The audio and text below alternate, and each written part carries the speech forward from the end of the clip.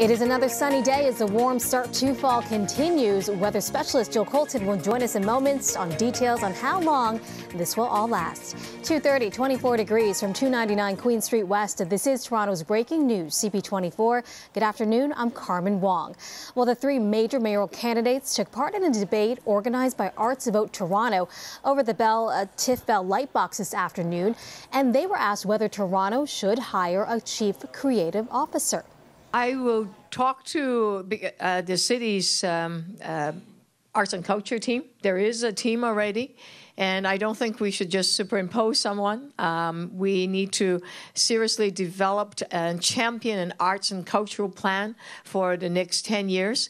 And whether it is through a person, an extra person, or through working together, I need to explore that. It's a possibility. I will appoint a creative economy champion, and that is somebody who isn't just about the economy, but it's about what we've been talking about all day today, which is bringing together the creativity of the creative and arts community and putting it together with the rest of the economy to make sure we benefit from not only boosting the arts itself and taking that 174,000 jobs and making it a much higher number, but also using it as a means to attract other investment and to sort of grow the city in every respect. We put a music office together, and it's not about the money getting a creative director, because I believe in business, in any department in public service. If you get a really smart person in that area, they're going to create their wealth tenfold for the city. So it's not about worrying about are we spending 10,000 or 100,000, because if you have that, the dividends would pay tenfold economically. Let's go live now to CP24's Rena here. Rena, heard a lot of agreement between the candidates today. You're absolutely right, Carmen, and it surprised a lot of us who were attending that debate. We've seen a lot of debates on disability issues regarding transit, and many of them at some point or another descend into a lot of yelling, talking over each other, debating ideas. But this was, you're right, much calmer tone to it. Joining me now is Julz. You were attending the debate. Did you hear from the candidates what you were looking for? Yeah, definitely. My name is Julz with an organization representing Africa here in the city and trying to introduce the African culture in the Canadian arts landscape. And I feel the debate went on very well. The candidates spoke about their plans, about what they wanted to do with the arts community. You know, John Tory spoke very well about what he's doing, Ari, and everybody did a good job. So I feel on a real, the arts community has to come out and pretty much show their support. Have you decided who you're voting for? Did any of the candidates sway you? Well, like I said, you know, I went with what all of them were saying, but I will talk about who I'm voting for shortly. But the whole goal of coming here today is to try and encourage the whole community to come out and vote.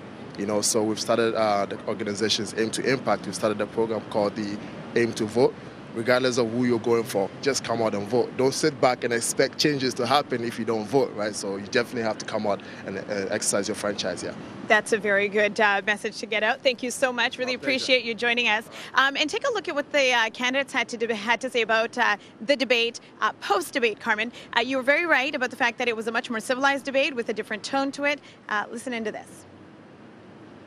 I think, in a way, it will allow people to focus more on two things. What are we all offering in terms of real results for people on transit, on jobs, and so on? And secondly, the clear contrast between 4 more years of division and chaos, because that record speaks for itself.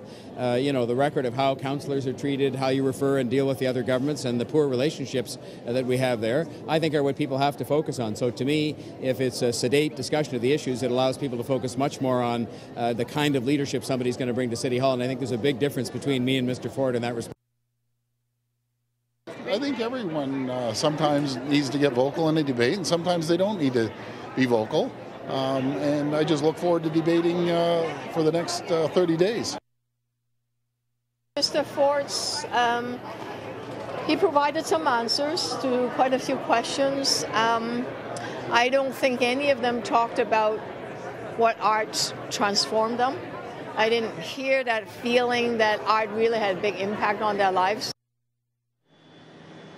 So there you have it, a response from each of the candidates on sort of the tone of this particular debate and how it was much more civilized. There was a great deal of agreement as well, Carmen, which isn't normal for these debates. All of them agreed on the idea of having some sort of creative director to perhaps, or a department like that or similar to that, to oversee arts development and culture development in this city. They also talked about the fact that they want to see that per capita funding for arts and culture in the city to go to $25. They say they're at $22 right now, on track to increase that to $25 by 2017.